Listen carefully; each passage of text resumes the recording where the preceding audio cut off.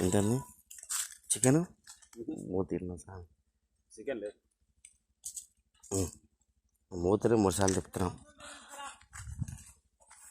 సాంబార్ ఉంది. సాంబార్ అయితే నా పిల్లానికి పోయి ఇష్టం.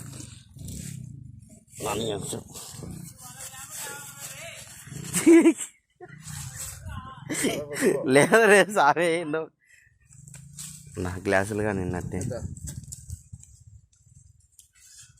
మీకు